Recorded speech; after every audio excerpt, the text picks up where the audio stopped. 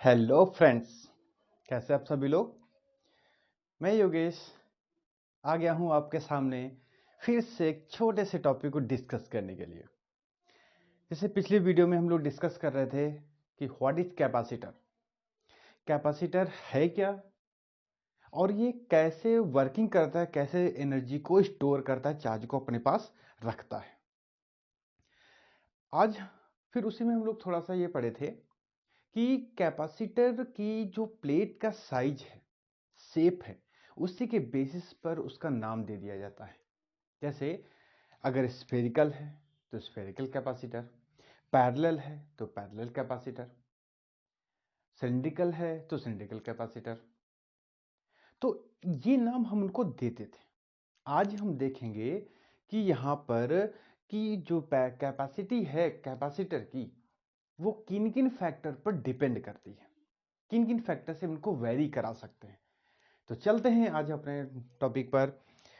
तो आज हम लोग डिस्कस करेंगे दो टाइप के कैपेसिटर, एक पैरेलल प्लेट कैपेसिटर, एक आपका स्फेरिकल कैपेसिटर। ठीक है, तो सबसे पहले हेडिंग डाल देते हैं parallel plate capacitor. Parallel plate capacitor, ठीक है। अब देखो भैया, बहुत इजी डेरिवेशन है। मैं कभी कभी क्या चीज होती है ना कि जैसे किसी को उल्टा करके सॉल्व करो बहुत जल्दी सॉल्व हो जाता है, तो मैं इसको सीधा ना लेकर के थोड़ा उल्टा चलूंगा, देखिएगा बहुत आसानी से सॉल्व हो जाएगा। चलो स्टार्ट करते हैं। तो सबसे पहले हमें कैपेसिटर बना ले भैया। सबसे पहले मैं कैपेसिटर बना लूं। ये बना लिया कैपेसिटर। इसकी ये एक हो गई ए प्लेट, ये हो गई बी प्लेट। ठीक, ये जो प्लेट है ये पॉजिटिवली चार्ज्ड है। ये जो प्लेट है भैया ये पॉजिटिवली चार्ज्ड है। उसके बाद मैंने पिछली वीडियो में बताया था इंडक्शन की प्रोसेस से यहां पे क्या आ जाएगा भैया, नेगेटिव चार्ज आ जाएगा। और बाहर वाली सरफेस को हम क्या कर देते थे भैया, अर्थ कर देते, ग्राउंड कर देते थे। ठीक है, यही जो अरेंजमेंट है यही कैपेसिटर कहलाता है। ये एक दूसरे से स्मॉल डी की डिस्टेंस से सेपरेट है, दोनों प्लेटें। ये इस प्लेट का जो एरिया है, अगर हम इस प्लेट का एरिया माने तो इस प्लेट का जो भैया एरिया है वो उसको हम मान लिया स्मॉल ए से मान लिया। ठीक है, चाहे स्मॉल ए मानो कैपिटल ए मानो, जो आपको मर्जी है। ये जो भाई प्लेटें हैं, तो प्लेटों में डंडी जैसे मैंने दिखा दी, वैसे तो एक्चुअली में प्लेटें ये ऐसी हैं, इस तरीके से प्लेटें हैं ये। ठीक है, ये एक्चुअल में प्लेट है। ठीक, अब देखो, अब ये प्लेटें हैं, इन पे चार्ज डिस्ट्रीब्यूशन है, तो एरिया पे चार्ज डिस्ट्रीब्यूशन है, तो सरफेस चार्ज डिस्ट्रीब्यूशन यहां पर क्या होगा, यहां पर आपका सिग्मा जो है, क्योंकि सरफेस चार्ज डिस्ट्रीब्यूशन क्या होता है, सिग्मा है। तो यहां पर बस ये मान लेते हैं यहां पर जो चार्ज का डिस्ट्रीब्यूशन है वो कितना है, सिग्मा है। दोनों प्लेटों के बीच की डिस्टेंस टी स्मॉल डी है, और जो इस प्लेट का एरिया है वो आपका स्मॉल ए है। अब देखो, हमको निकालना है कैपेसिटी सी। हमको निकालना है कैपेसिटी सी। फॉर्मूला होता है Q equal to C V होता है, और C equal to Q by V रख दिया। ठीक, अब देखना यहां पर हमको चाहिए सबसे पहले V। एक ही लाइन में देखिए आंसर आएगा। V कैसे निकालेंगे हम लोग, इसको इक्वेशन फर्स्ट डाल देते हैं। V कैसे निकालेंगे, एक मुझको फॉर्मूला पता है, देखो यहां पर प्लस है और माइनस है। पिछली वीडियो में बता चुके थे कि दो प्लेटें हैं, दो प्लेटों के बीच में ही इलेक्ट्रिक फील्ड जनरेट होगी, ना तो इधर ना तो इधर। ये पिछले वीडियो में आप लोग अच्छे से इसको अपने पढ़ा था।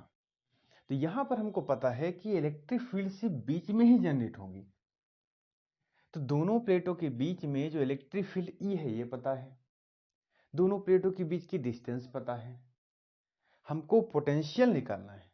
तो एक हमको रिलेशन पता है, कौन सा भैया, एक हमको रिलेशन पता है E equal to V upon D. ये मैंने डेरिवेशन भी किया था, जो लगातार वीडियो को देख रहे हैं उनको पता होगा भी एक रिलेशन ये था मेरे पास, जिसको हम लोगों ने इसको ऐसे पढ़ा था, E is equal to minus d V upon d r. ठीक है, माइनस क्या डायरेक्शन शो कर रहा था, माइनस हटा दिया, डी आर क्या था, दोनों प्लेटों के बीच की डिस्टेंस, यहाँ पे क्या है डी है, ये क्या था पोटेंशियल, तो यहाँ पे क्या है वी है। ठीक है, इस फॉर्मूले का यहाँ यूज कर लेंगे तो क्या आ जाएगा E इंटू डी। ठीक है, उसके बाद हमको डी तो पता है, E नहीं पता, तो लेकिन हमको पता है दो प्लेटों के बीच में जो इलेक्ट्रिक फील्ड होती है कितनी होती है, सिग्मा अपान एप्सिलॉन नॉट, ये पता हो गया। अभी हमको सिग्मा नहीं पता, क्योंकि देखिए हम लोग करते क्या हैं, हम लोग अपने डेरिवेशन में नोन क्वांटिटी में डेरिवेशन को कन्वर्ट करते हैं, अननोन से चलते हैं नोन में की ओर। तो ये सब देखिए, ये जब जो था हमारे पास अननोन था, हमको इसको फाइंड करना था। ठीक, ये हमको पता था, ये नहीं पता था, तो अननोन को नोन में कन्वर्ट करना है। पहले हमने इसकी हेल्प ली, डी नोन हो गया, अभी ई अननोन है, ई को हमने इसमें कन्वर्ट कर दिया, तो एप्सिलॉन नॉट तो भाई कांस्टेंट है तो आपको वैल्यू पता रहती है।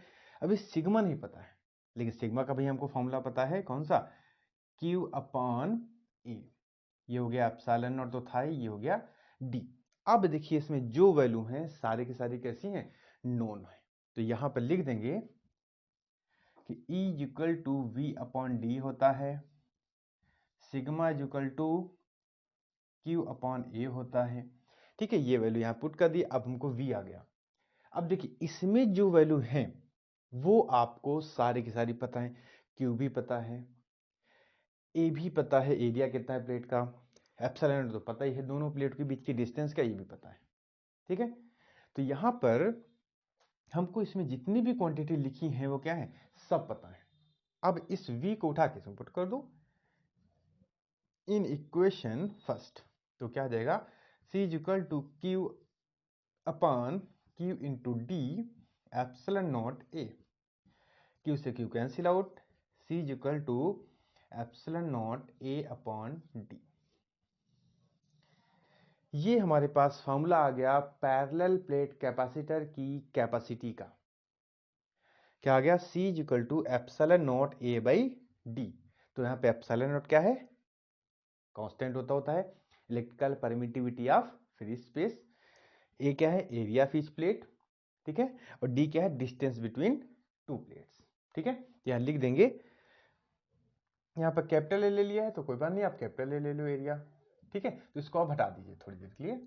ठीक है, तो एरिया ऑफ ईच प्लेट, यहाँ लिख देंगे area of each plate, area of each plate. ठीक है, कोई दिक्कत है इसमें? अभी हम इसको अगर सीधे तरीके से चलते, लिखते कि electric field between two plates, फिर पोटेंशियल, फिर सिग्मा। कभी कभी होता क्या है कि हमको जब रिजल्ट ये पता होता है कि ये चीज निकालना है तो हम उसी कोडिंग चलते हैं।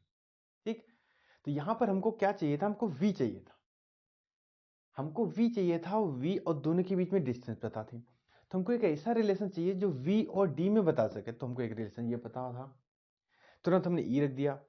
अब हमको E नहीं पता था और हमको पता है कि इसका एरिया पता है, तो तुरंत C is equal to sigma upon epsilon naught, दोनों प्लेटों के बीच इलेक्ट्रिक फील्ड पहले हम डेरिवेशन पढ़ चुके थे, वहां से तुरंत हमने निकाल दिया E is equal to sigma upon epsilon not.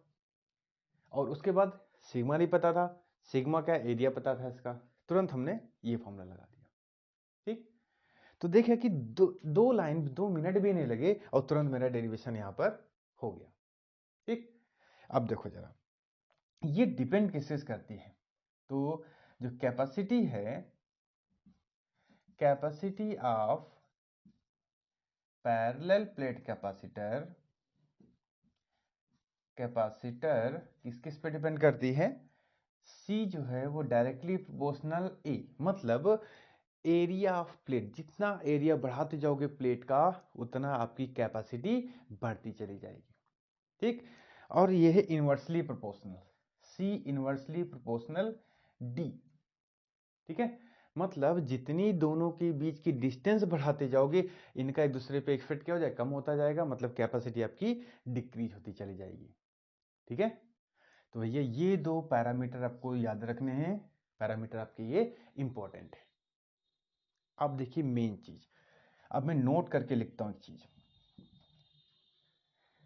अगर अभी यहां पर कोई मीडियम नहीं था, अगर यहां पे कोई अब मीडियम इंसर्ट कर दें, if a medium of dielectric constant K is inserted between two plates, अगर हम इनके बीच अब हम कोई डाइलेक्ट्रिक मटेरियल ऐड करते हैं, तब देखिएगा क्या होगा।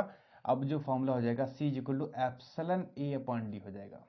अब देखिए यहाँ पे नॉट नहीं लिखेंगे, क्योंकि नॉट क्या शो करता था, दोनों के बीच में कोई भी मीडियम नहीं है। अब मीडियम है तो अब यहाँ पे एप्सिलॉन लिखेंगे, और एक हमका रिलेशन पता है कि as epsilon is equal to K into epsilon naught, ये मैं पहले बता चुका हूँ। तो ये वैल्यू यहाँ पुट कर दीजिए, तो C is equal to K epsilon naught A upon D। तो ये मीडियम का है तो इसको हम CM लिख देते हैं, जिससे थोड़ा अलग अलग रहे, ठीक है। अब देखो जरा, epsilon naught A upon D, ये तो बिल्कुल सेम हो गया। तो यहां पर हम इसको ऐसे ले सकते हैं, CM is equal to K into C। ये बहुत इंपॉर्टेंट आपका फॉर्मूला आ गया। ये क्या बताता है कि अगर आप इसके अंदर दो प्लेटों के बीच में जो भी डाइलेक्ट्रिक मीडियम रखते हो, तो उस कैपेसिटर की जो कैपेसिटी है वो K टाइम्स, देखो जरा, डाइलेक्ट्रिक कांस्टेंट ये क्या था भैया, K था, उतने K टाइम्स इसकी कैपेसिटी इंक्रीज हो जाएगी, ठीक है। यानी कि मान लिया कहता है कि एक मैंने इसके बीच में ऐसा मीडियम इंसर्ट कर दिया जिसका डाइलेक्ट्रिक कांस्टेंट 5 है, तो 5 टाइम्स बढ़ जाएगी। कहेगा 6 है तो 6 टाइम बढ़ जाएगी। ये आपका रिलेशन बताता है, ठीक। ये भैया बहुत इंपॉर्टेंट रिलेशन है, और डेरिवेशन में कुछ भी नहीं है ये वाला, ठीक। कोई दिक्कत नहीं आने वाली। आपको ये दोनों चीज लर्न करके रखनी है। ये आज इससे आपको कॉन्सेप्चुअल क्वेश्चन सॉल्व करने में हेल्प मिलती है, ठीक है। और ये डेरिवेशन छोटा सा है, ठीक। उसके बाद चलो, ये तो हो गया छोटे से डेरिवेशन हो गया। अब बढ़ते हैं अपने दूसरे टाइप के कैपेसिटर की तरफ, जिसका नाम है स्फेरिकल कैपेसिटर। ये तो था हमारा पैरेलल प्लेट कैपेसिटर।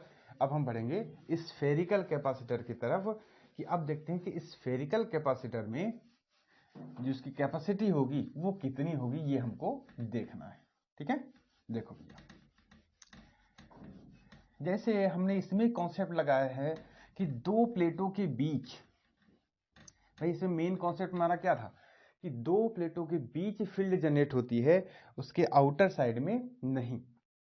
तो ये तो भाई हम पिछले डेरिवेशन में कर चुके हैं, गॉस लॉ के सबसे लास्ट वाले पार्ट में देखिएगा, तो वहां पर हमने बाकायदा प्रूफ किया था कि दो प्लेटों के बीच कितनी फील्ड होती है और आउटर में जीरो क्यों होती है, सब मैंने एक्सप्लेन किया था, ठीक है।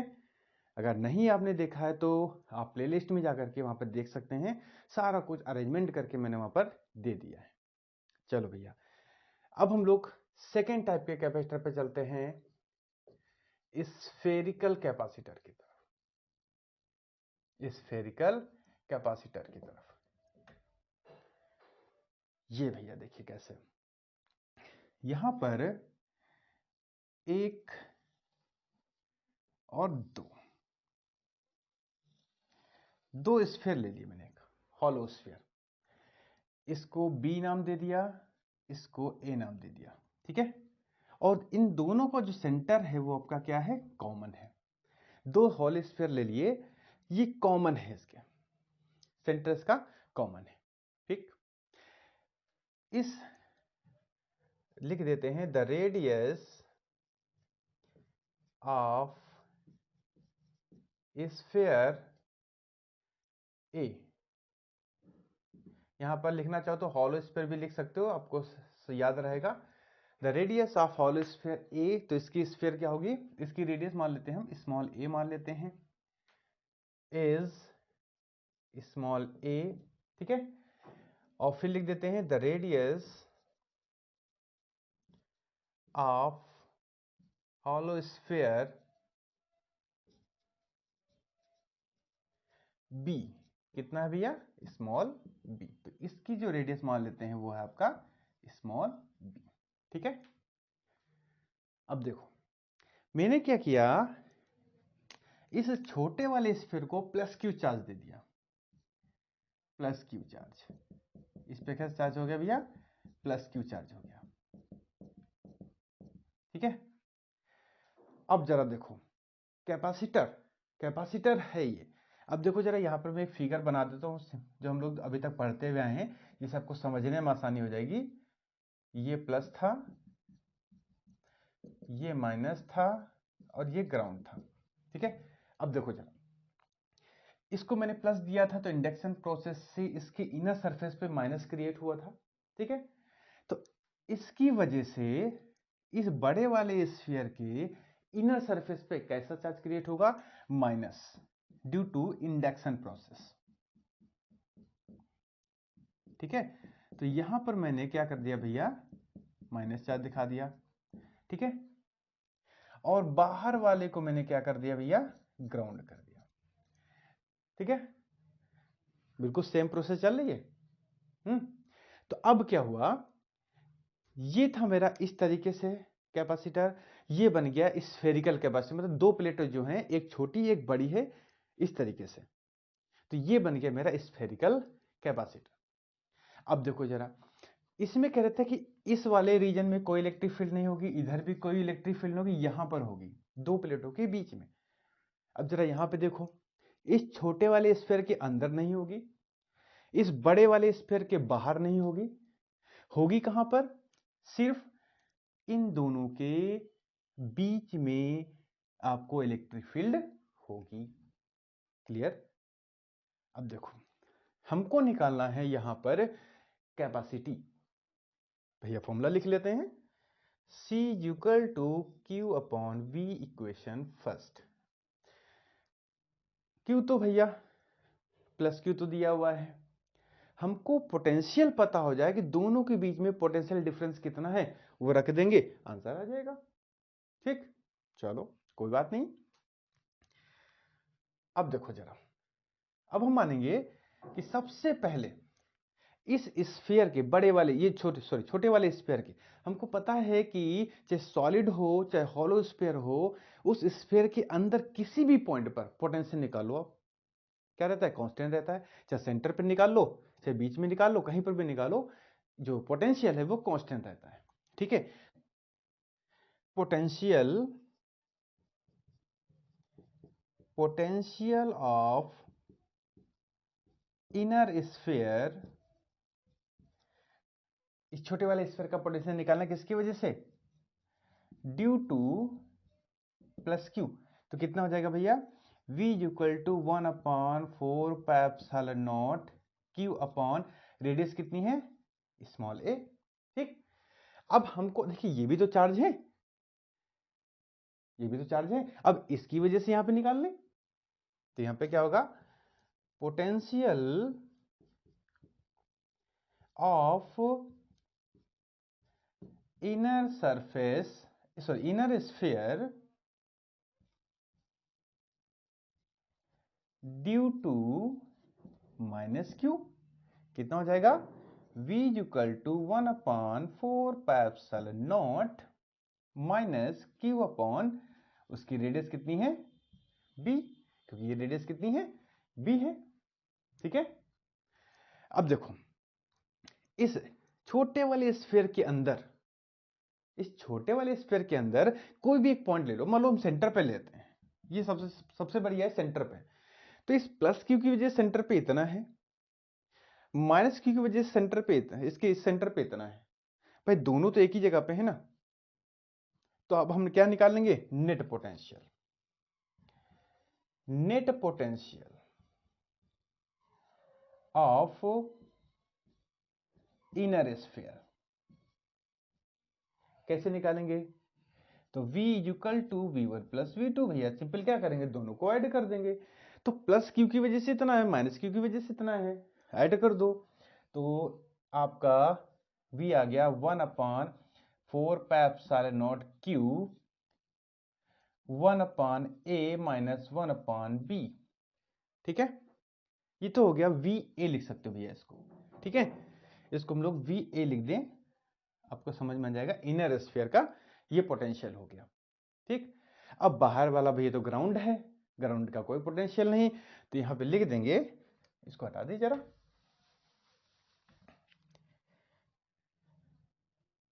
यहां लिख देंगे बिकॉज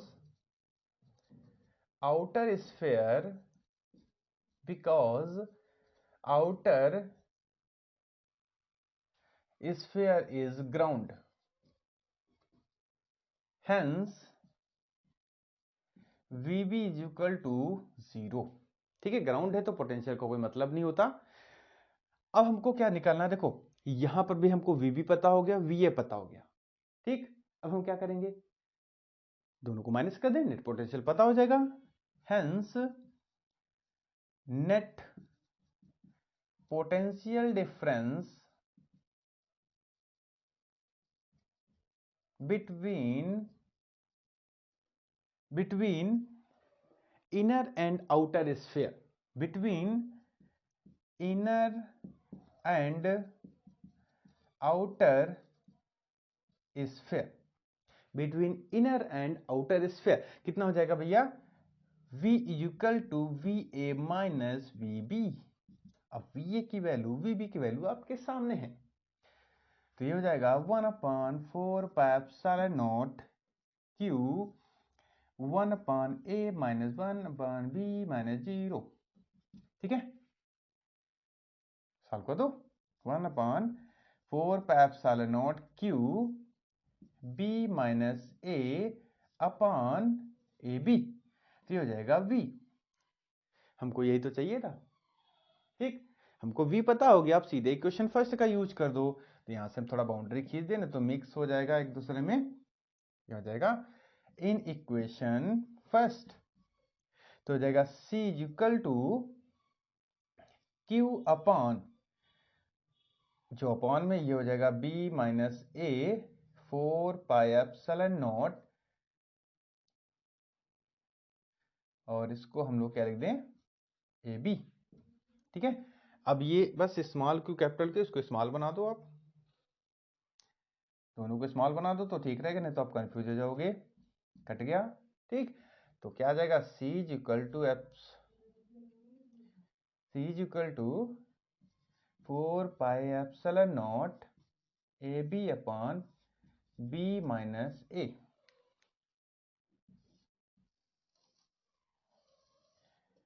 ये भैया फॉर्मूला आ गया।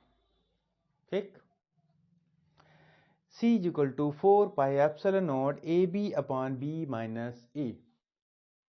ये आ गया स्फेरिकल कैपेसिटर की कैपेसिटी का फार्मूला। ठीक, अब देखो जरा, ये किस किस पे डिपेंड करता है, रेडियस पे डिपेंड कर रहा है, ए और बी पे। ठीक है, तो यहां से हम स्फेरिकल कैपेसिटर की कैपेसिटी का फॉर्मूला भी निकाल सकते हो। क्लियर, तो देखा इसमें कोई ज्यादा कठिन नहीं है, बस है क्या कि हमको पीछे के फॉर्मूले कितने अच्छे तरीके से याद है। बस अगर हमको पीछे के फॉर्मूले बहुत अच्छे तरीके से याद हैं, फिर हमको आगे डेरिवेशंस में दिक्कत नहीं आने वाली है। बस बेस थोड़ा सा मजबूत बनाने में टाइम लगता है। तो यहां पर देखेंगे, जैसे यहां पर मैंने दो स्फीयर लिए, एक छोटा एक बड़ा, छोटे वाले पे प्लस चार्ज दिया है, तो इंडक्शन प्रोसेस से यहाँ पे इनर सरफेस पे माइनस हो गया, बाहर वाला मैंने ग्राउंड कर दिया। ठीक है, ये बिल्कुल जो भी मैंने पहले वाला बनाया था बिल्कुल डिट्टो वही बनता है। अब सबसे पहले हमको निकालना है, यहां पर देखिए फॉर्मूला तो मेरा ये है, दोनों प्लेटों के बीच में जो पोटेंशियल डिफरेंस होता है वो होता है V। तो हमको सबसे पहले इस छोटे वाले स्फीयर पे कितना पोटेंशियल है वो निकल जाए, फिर बड़े वाले स्फीयर पे कितना है वो पता हो जाएगा, दोनों को माइनस कर देंगे, आंसर आ जाएगा। तो छोटे वाले स्फीयर को कितने चार्ज इफेक्ट कर रहे हैं, एक प्लस जो उसकी सरफेस पे बैठा है और दूसरा माइनस जो उसके ऊपर वो बैठा है। तो यहां पर सीधे सीधे हमने फॉर्मूले लगा दिए, प्लस क्यू की वजह से माइनस क्यू की वजह से। तो इस पर तो नेट पता हो गया, और ये बड़ा जो बाहर वाला है, ये क्या है भैया? ये तो ग्राउंड है। ये तो क्या है? ग्राउंड है, तो वीबी क्या हो जाएगा? 0 हो जाएगा। अब इस पे 0, इस पे आपका इतना है, तो पोटेंशियल डिफरेंस क्या हो जाएगी? इसमें से इसको माइनस कर दीजिए। माइनस कर दिया, नेट भी आ गया और तुरंत मेरा आंसर। ठीक, तो भैया आज की इस वीडियो में हम लोग इतने रखते हैं। अगली वीडियो में हम लोग जो इसका तीसरा भी है, सिलिंड्रिकल कैपेसिटर।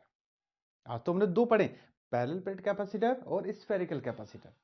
तो अगली वीडियो में हम लोग सिलिंड्रिकल कैपेसिटर के बारे में पढ़ेंगे, फिर कैपेसिटर को कैसे जोड़ते हैं उसके बारे में पढ़ेंगे।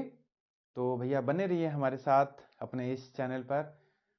फिर मिलेंगे आपके साथ नए कॉन्सेप्ट को इजी कैसे बनाएंगे इस पे, इसको लेकर के, ठीक है, जिससे आपको जो भी नया कॉन्सेप्ट आप पढ़ो वो आप कम मेहनत में ज्यादा सीखो, ये मेरा एम रहता है।